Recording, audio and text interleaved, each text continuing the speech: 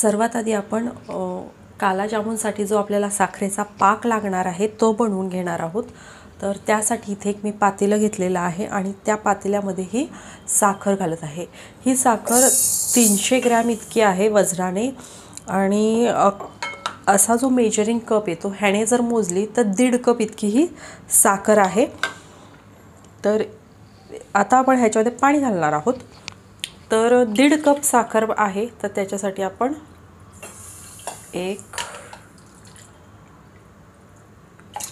2 आणि 3 कप इतकं पाणी घातलेलं आहे।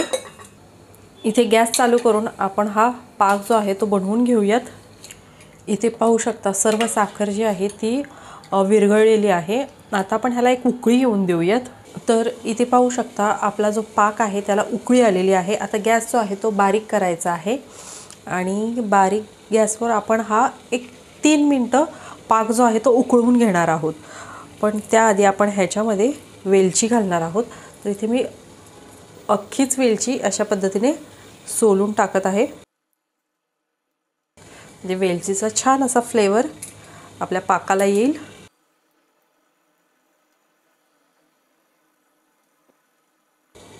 एक 3 ते 4 वेलच्या मी घालत आहे ह्याच्यात।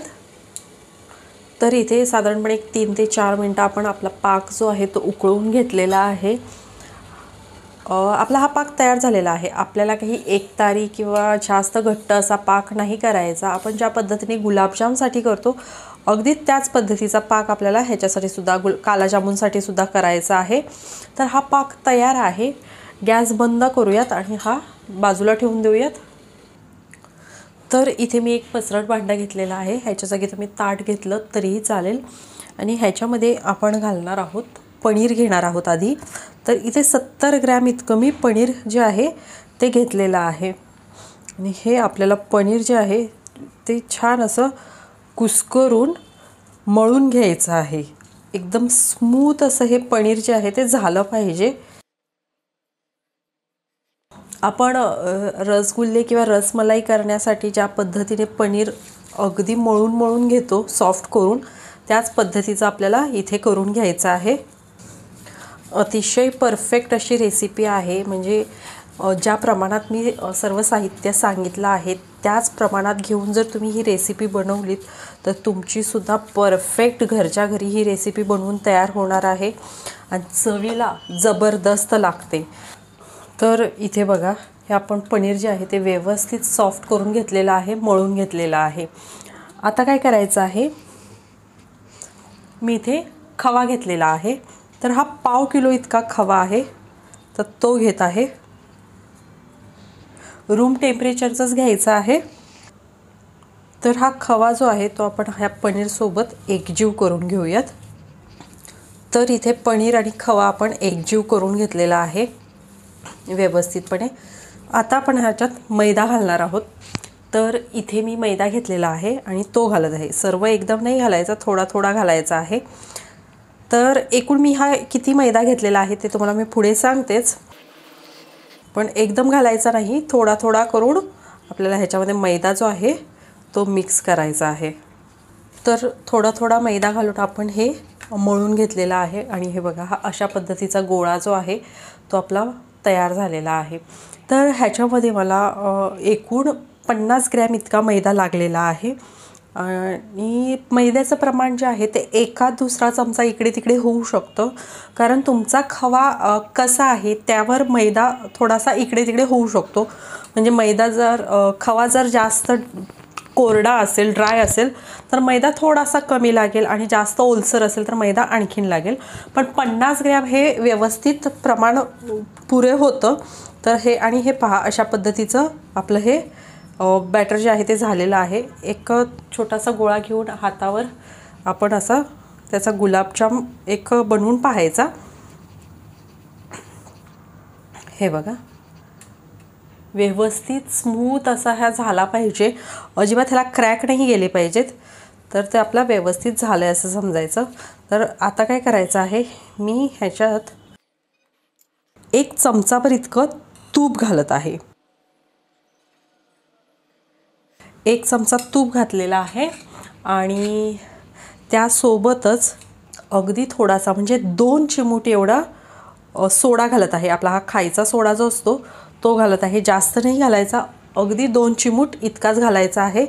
आणि हे आता आपण व्यवस्थित मिक्स करून घेऊयात। हे व्यवस्थित आपला एकजीव करून झालेला आहे, व्यवस्थित गोळा मळून झालेला आहे। आता आपण काला जामुनमध्ये एक स्टफिंग करणार आहोत, तर ते स्टफिंग बनवायला घेऊयात।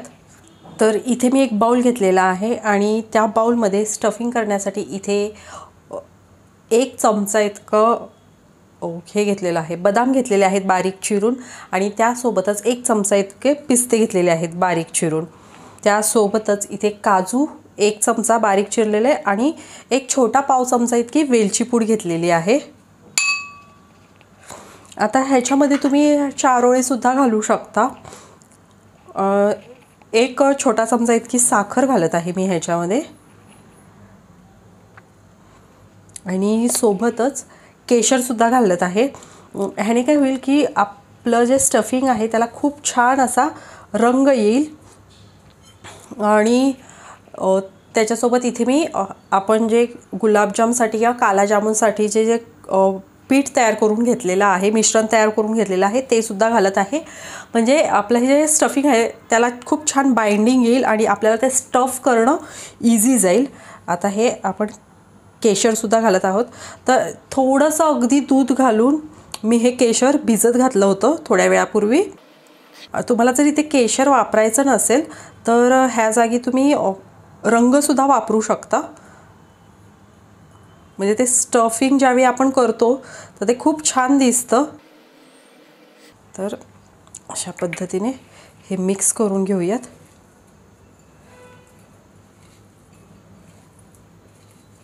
हे केशरमुळे की नाही खूप सुंदर असा रंग जो आहे तो ह्याला येतो।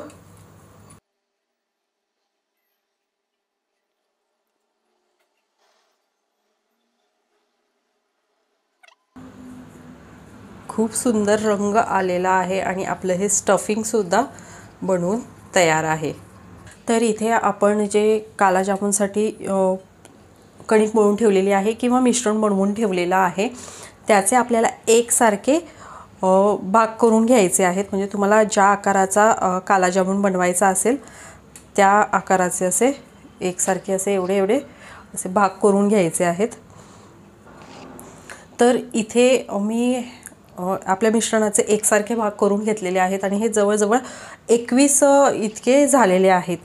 आता जे आपण स्टफिंग बनवून घेतलं होतं, हे जे स्टफिंग आहे त्याचे सुद्धा आपण एकसारखे 21 भाग करून घेणार आहोत आणि हे छोटे छोटे करायचे आहेत कारण आपल्याला ते आतमध्ये स्टफ करायचे आहेत। तर इथे आपले गोळे जे आहेत ते बनवून तयार आहेत। आता आपण काला जामुन बनवायला घेऊयात आणि हे बनवत असतानाच आपण एका बाजूला बारीक गॅसवर तेल सुद्धा गरम करून करायला ठेवायचं आहे आणि गॅस जो आहे तो स्लो ठेवायचा आहे।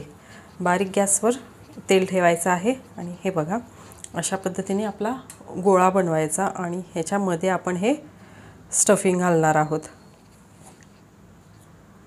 बघा हा असा गोळा घालायचा आणि ज्या पद्धतीने आपण पुरणपोळी करताना गोळा बंद करतो अगदी तसंच हा सुद्धा आपल्याला असा बंद करून तर ह्याचा व्यवस्थित गोळा बनवून घ्यायचा आहे। आणि गोळ्याला कुठेही क्रॅक नाही राहिले पाहिजेत, स्मूथ असा गोळा आपला हा झाला पाहिजे। हे पहा अशा पद्धतीने आपण सर्व जे काला जामुन आहेत ते बनवून घेऊयात। हे काला जामुन जे आहेत ते आपण स्टफ करून बनवत आहोत। तर तुम्हाला जर स्टफिंग करायचं नसेल तर विदाऊट स्टफिंगसुद्धा तुम्ही हे बनवू शकता, पण आपण हे एक स्पेशल ओकेजनसाठी बनवत आहोत, गुढीपाडवा स्पेशल बनवत आहोत, त्यामुळे जरा स्पेशल तर झालेच पाहिजेत म्हणून मी ह्याच्यामध्ये छान असं स्टफिंग भरलेलं आहे किंवा स्टफ केलेले आहेत। पण तुम्हाला जर स्टफिंग नको असेल तर साधे असे प्लेनसुद्धा बनवू शकता। तर इथे मी थोडेसे काला जामुन जे आहेत ते तयार करून घेतलेले आहेत। आता हे आधी आपण तळून घेऊयात आणि हे तळत आपण हे बाकीचे बनवूयात, कारण काय सर्व बनवून ठेवले तर पहिला बॅचच्या तळेपर्यंत दुसरे जे आहेत ते वरून असे कोरडे होतात, त्यामुळे आपण हे आधी तळायला टाकूयात आणि मग दुसरे बनवायला घेऊयात। तर इथे गॅसवर मी तेल गरम करायला ठेवलेलं आहे आणि गॅस बारीकच आहे आणि एकदम जास्त तेल जे आहे ते आपल्याला गरम नको आहे, साधारण गरम। हे पहा, म्हणजे आपण ज्यावेळी आपला काला जामून किंवा गुलाबजामुन टाकतो तर त्यावेळी हळूहळू असे बुडबुडे यायला हवेत, एकदम जास्त गरम नको, नाहीतर काय होतं की लगेच वरून आहे ना त्याला रंग येतो पण आतपर्यंत ते तळले जात नाहीत। त्यासाठी हे पण ह्याच्यामध्ये सोडूयात। आणि ज्यावेळी आपण काला जामून किंवा गुलाबजामुन तळायला घेतो त्यावेळी ते कढईमध्ये तेल भरपूर घालायचं आहे, म्हणजे ते पूर्णपणे तेलात बुडले जातील इतपत आपल्याला ह्या कढईमध्ये तेल ठेवायचं आहे। आणि हे लगेच हलवायचं नाही, आपण फक्त असं साईडून जरासं तेल जे आहे ते असं हे करूयात, म्हणजे ते थोडेसे त्याच्या जागेवरून हलतील। हे पहा, फक्त तेल त्याच्यावर घालायचं आहे, डायरेक्ट हलवायचं नाही, कारण ते एकदम तेलात गेले की एकदम सॉफ्ट होतात, त्यामुळे लगेच नाही हलवायचे। आणि बारीक गॅसवरच थोडासा रंग बदलेपर्यंत आपल्याला हे असेच तळून घ्यायचे आहेत। आता बघू शकता थोडासा ह्याचा रंग जो आहे तो बदललेला आहे आणि हे सर्व जे काला जामून आहेत ते वर आलेले आहेत। तर आता काय करायचं आहे, आपण हा जो झारा आहे अगदी हलका हात ठेवायचा आहे, हलक्या हाताने नुसते असे हे फिरवायचे आहेत, म्हणजे सर्व बाजूने ह्याला एकसारखा रंग येतो। जास्त प्रेस नाही करायचे, अतिशय हलक्या हाताने हे नुसते वरच्यावर असे फिरवायचे आहेत, म्हणजे सर्व बाजूने छान असा रंग येतो त्याला। तर इथे हा पाहू शकता खूप सुंदर रंग आलेला आहे, म्हणजे आपल्याला जर गुलाबजाम करायचे असतील तर ह्या स्टेजला तुम्ही काढून पाकामध्ये घालवू शकता, पण आपल्याला गुलाबजाम नाही, आपल्याला काला जामून बनवायचा आहे, त्यामुळे आपण हे अजून तळून घेणार आहोत। तर गॅस जो आहे तो अजूनही मी पूर्णपणे बारीक ठेवलेला आहे आणि बारीक गॅसवरच हे तळून घेत आहे, कुठेही गॅस मध्यम किंवा फास्ट असा केलेला नाही, बारीक गॅसवरच हे तळून घेत आहेत। अजून डार्क कलर येईपर्यंत आपण असंच हे तळून घेऊयात।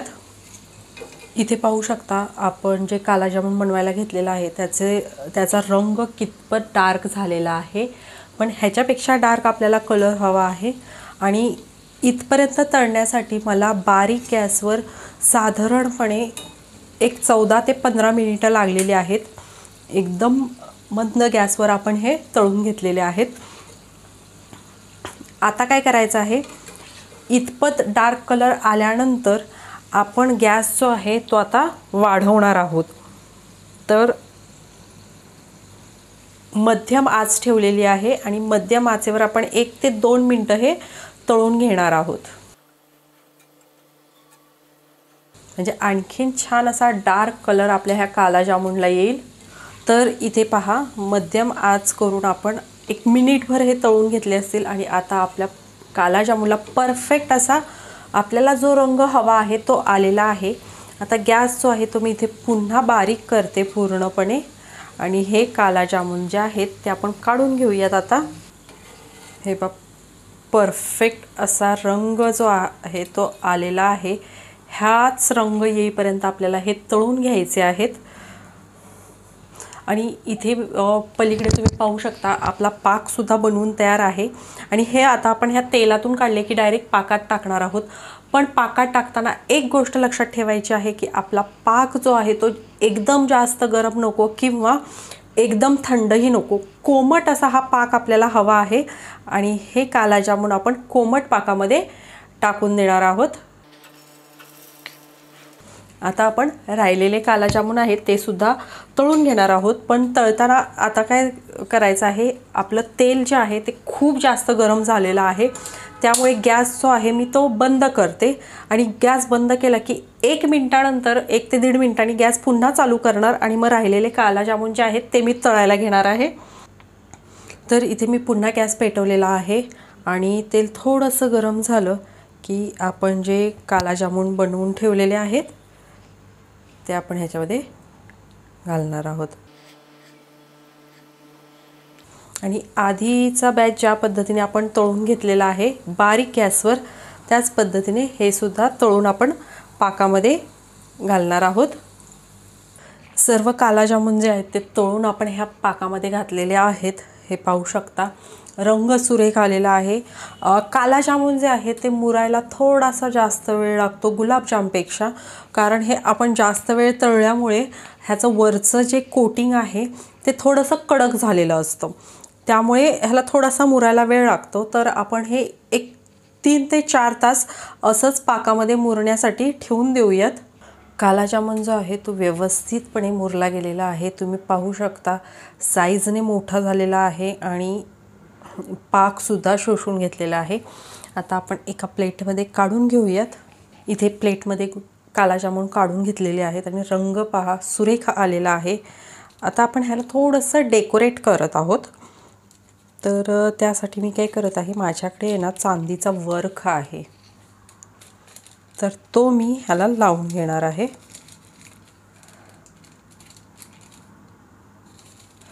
अशा पद्धतीने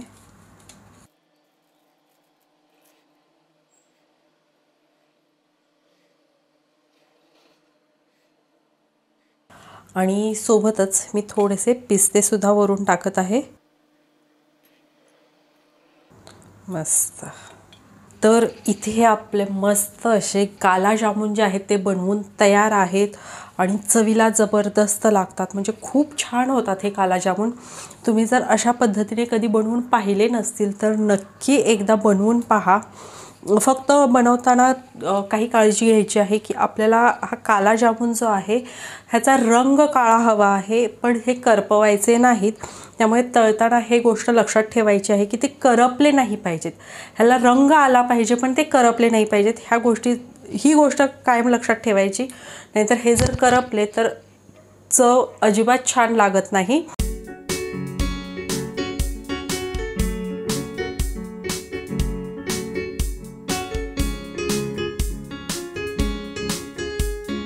गॅसवर मी एक कढई ठेवलेली आहे आणि त्या कढईमध्ये तूप घालत आहे। 1 ते 1.5 चमचा इतकं तूप घालत आहे। तूप गरम झालं की ह्यातच आपण बदामाचे काप आणि काजूचे काप हे थोडेसे तळून घेणार आहोत। मी इथे काजू आणि बदामाचे तुकडे जे आहेत ते मोठे मोठे ठेवलेले आहेत, म्हणजे ते खाताना खूप छान लागतात।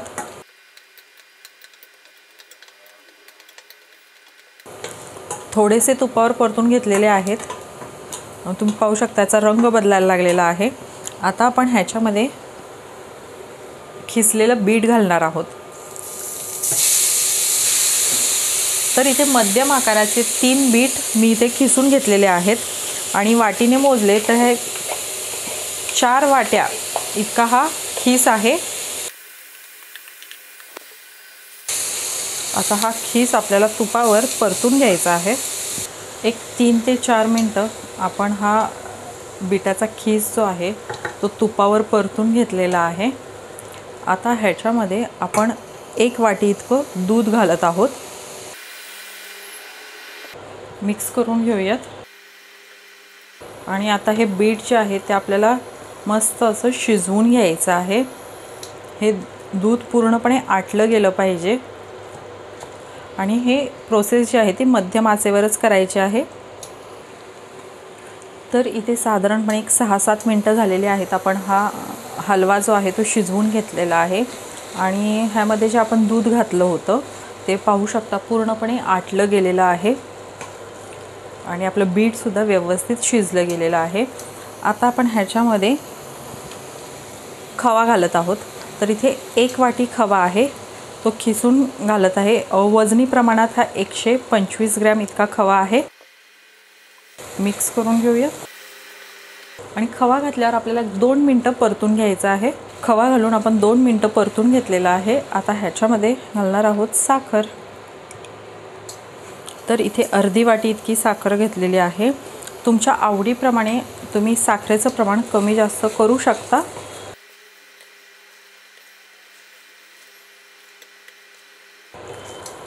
साखर घातल्यावर ह्याला पुन्हा पाणी सुटतं, मग ते पाणी आटेपर्यंत आपल्याला हा हलवा शिजवून घ्यायचा आहे। साखर घातल्यावर आपण 5 मिनटं हा हलवा जो आहे तो शिजवून घेतलेला आहे आणि आता हा घट्ट व्हायला लागलेला आहे। इतपत घट्ट झाला की आपण गॅस जो आहे तो बंद करूयात, कारण थंड झाल्यावर हा आणखीन घट्ट होणार आहे। त्यामुळे इतपतच आपला हा हलवा आपण शिजवून घेणार आहोत। पण गॅस बंद करण्याआधी सर्वात शेवटी आपण घालणार आहोत ह्याच्यात थोडीशी वेलची पूड। नाही घातली तरीही चालते, कारण मुळातच हा हलवा इतका टेस्टी होतो, त्यामुळे जरी नाही घातली वेलची पूड तरीही चालू शकते। आता गॅस जो आहे तो बंद करूयात आणि हा हलवा एका बाउलमध्ये काढून घेऊयात। तर इथे हा आपला अतिशय पौष्टिक हिमोग्लोबिन वाढवणारा बीटाचा हलवा जो आहे तो बनवून तयार आहे आणि चवीला खूपच छान लागतो। म्हणजे तुम्हीही अशा पद्धतीने कधी बीटाचा हलवा बनवून पाहिला नसेल तर एकदा तरी नक्की बनवून पहा, जबरदस्त लागतो चवीला।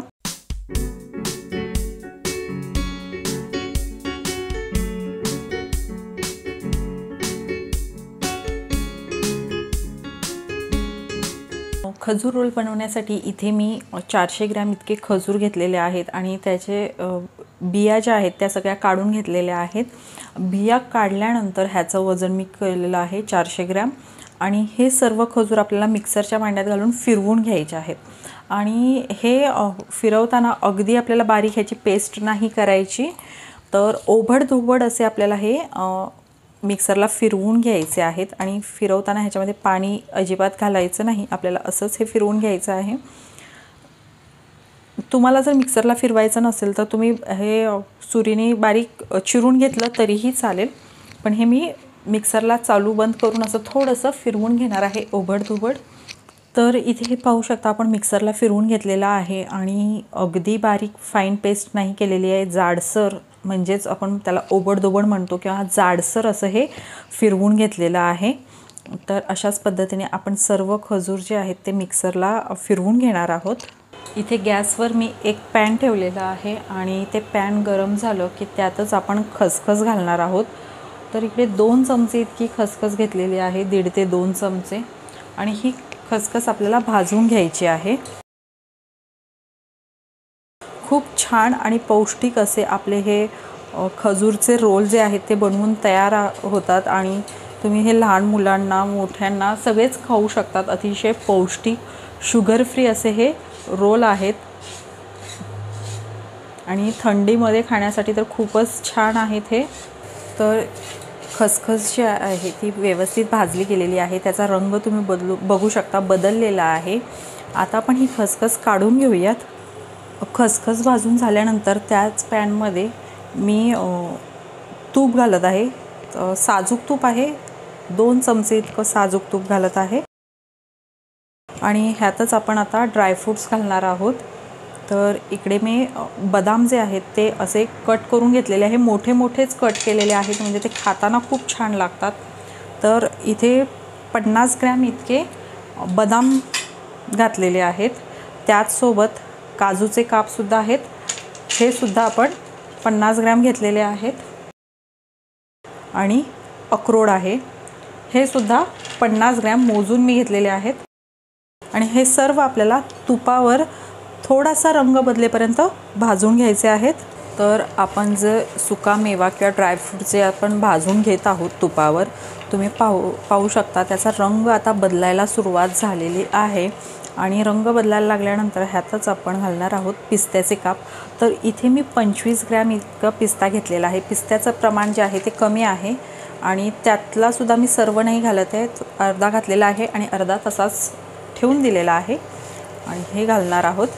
आणि पिस्ता सगळ्यात शेवटी घालायचा आणि पिस्ता घातल्यानंतर अजून मिनिटभर आपण फक्त हे ड्रायफ्रूट्स तुपावर परतून घेणार आहोत। ह्याच्यामध्ये तुमच्या आवडीप्रमाणे तुम्ही घालू शकता, ह्याच्यात तुम्हाला जर आवडत असतील तर चारोळे घातले तरीही चालतील, तेही खूप छान लागतात ह्याच्यात, पण मी नाही घालत, मी इतकेच घालत आहे। आणि एखादा पदार्थ नसेल, एखादा तर स्किप केला तरी चालेल, काहीच हरकत नाही। तर इथे तुम्ही पाहू शकता हलकासा आपला रंग जो आहे ड्रायफ्रूट्सचा तो बदललेला आहे। अगदी जास्त आपल्याला हा रंग नाही बदलायचा, हलकासा बदलेपर्यंत हे फक्त परतून घ्यायचे आहेत। साधारणपणे मला एक 3 ते 4 मिनिटं लागले बारीक गॅसवर हे तुपावर हे ड्रायफ्रूट्स परतून घ्यायला। आता हा गॅस जो आहे तो बंद करूयात आणि आपण हे ड्रायफ्रूट्स एका प्लेटमध्ये काढून घेऊया। ड्रायफ्रूट काढल्यानंतर त्याच पॅनमध्ये इथे पाहू शकता थोडंसं तूप शिल्लक आहे। आपण त्याच पॅनमध्ये हे जे खजूर बारीक करून घेतले होते ते सर्व घालणार आहोत। मंद आचेवर खजूर जे आहे ते आपण एक 2 ते 3 मिनटं परतून घेणार आहोत। एकदम जास्त परतण्याची गरज नाही, एक 2-3 मिनटं परतायचं आहे। 3 मिनटं परतून झाल्यानंतर आपण ह्याच्यामध्ये जे ड्रायफ्रूट्स तुपामध्ये परतून घेतले होते ते घालणार आहोत आणि हे घालून सुद्धा आपण मिक्स करून घेणार आहोत। आता गॅस जो आहे तो आपण बंद करणार आहोत। गॅस बंद केलेला आहे आणि हे सर्व ड्रायफ्रूट्स ह्याच्यामध्ये व्यवस्थित मिक्स करून घ्यायचे आहेत। आणि हे मिक्स करत असतानाच आपण ह्याच्यामध्ये वेलची पूड सुद्धा घालणार आहोत। तर वेलची पूड जी आहे ती पूर्णपणे ऑप्शनल आहे, तुम्हाला नसेल आवडत नाही घालायची, नाही घातली तरीही चालेल किंवा ह्याच्याऐवजी तुम्ही जायफळ पूड जरी घातली तरीही चालेल, तीही खूप छान लागते। आणि त्यासोबतच जी खसखस भाजून घेतली होती ती सुद्धा आपण आत्ताच घालणार आहोत। सर्व मिक्स करून घेऊयात। आपला गॅस जो आहे तो बंद केलेला आहे। इथे सर्व आपलं व्यवस्थितपणे मिक्स करून झालेलं आहे, तुम्ही पाहू शकता। खूप छान असं हे आपलं मिश्रण जे आहे ते बनवून तयार झालेलं आहे। आता आपण हे थोडंसं थंड होऊन देऊया, म्हणजे पूर्ण थंड होण्याची गरज नाही, थोडंसं थंड झालं की आपण ह्याचे रोल करून घेऊयात। आपण खजूर रोल बनवण्यासाठी जे मिश्रण बनवून ठेवलं होतं ते थोडंफार थंड झालेलं आहे, म्हणजे जास्त गरमही नाही आणि एकदम थंडही नाही, असं कोमटसर असं हे झालेलं आहे। आता आपल्याला हाताने ह्याचा गोळा करायचा आहे। तर इथे तुम्ही रोल जर तुम्हाला करायचे नसतील तर ह्याचे लाडूसुद्धा बनवू शकता। इथे पाहू शकता अशा पद्धतीने, हे अशा पद्धतीने तुम्ही ह्याचे लाडूसुद्धा बनवू शकता जर तुम्हाला रोल बनवायचे नसतील तर। तर आता आपण रोल बनवणार आहोत। हे एकजीव करून घेऊ आधी। आणि तुम्हाला जर वाटलं की हाताला मिश्रण चिकटते तर थोडंसं हाताला तूप लावलं तरीही चालेल। आणि खूप मोठा रोल होणार आहे त्यामुळे मी ह्याचे 2 रोल करून घेते, म्हणजे आपल्याला रोल करणं जे आहे ते सोपं जाईल। तर आपण 2 भाग करूयात। हे पहा, एकसारखे असे 2 भाग केलेले आहेत। हे पहा, अशा पद्धतीने आपल्याला रोल जो आहे तो बनवून घ्यायचा आहे। आणि हा रोल करत असतानाच हे बघा, आपण जे पिस्त्याचे काप बाजूला ठेवले होते ते थोडेसे मी असे खाली पसरवून घेणार आहे, म्हणजे ह्याने काय होईल, हे काप जे आहेत त्या ह्या रोलला छान असे लागतील सगळ्या बाजूने आणि ते दिसायला खूप छान दिसतं। हे पहा, आता हा रोल जो आहे तो आपला बनवून झालेला आहे। आणि आता काय करायचं आहे, इथे मी हा ॲल्युमिनियम फॉईल घेतलेला आहे आणि त्या फॉईलमध्ये आपल्याला हा रोल जो आहे तो गुंडाळून घ्यायचा आहे। तुम्ही ते ॲल्युमिनियम फॉईल वापरू शकता किंवा क्लीन रॅप येतं ते वापरलं तरीही चालेल। हे व्यवस्थितपणे त्याच्यामध्ये गुंडाळून घ्यायचं आहे। पहा, आणि इथून हे आपण असं पॅक करून घेऊया। अशाच पद्धतीने आपण दुसरासुद्धा रोल बनवून घेऊयात। तर इथे पाहू शकता आपले दोन्ही रोल जे आहेत ते बनवून तयार आहेत। आणि हे रोल जे आहेत ते आता आपण फ्रीजमध्ये सेट करण्यासाठी ठेवणार आहोत। साधारणपणे 1.5 ते 2 तास आपल्याला हे फ्रीजमध्ये सेट करून घ्यायचे आहेत। तर मी आता हे फ्रीजमध्ये ठेवते। तर इथे खजूरचा रोल जो आहे तो आपण फ्रीजमध्ये जवळपास 1.5 ते 2 तास सेट करून घेतलेला आहे। आणि आता आपण ते कट करणार आहोत। तर त्याच्यासाठी आधी आपण हा जो फॉईल पेपर आहे ॲल्युमिनियम फॉईल तो काढून घेऊयात।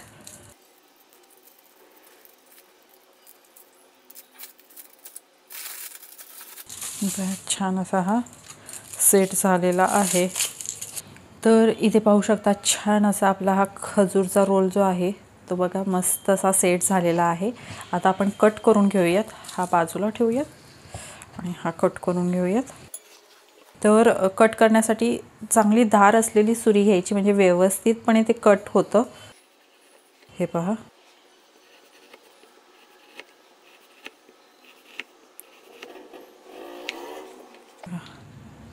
मस्त असा आपला खजूर रोल जो आहे तो बनवून तयार आहे. भरपूर ड्रायफ्रूट्स आहेत आणि चवीला ही खूप छान लागतो.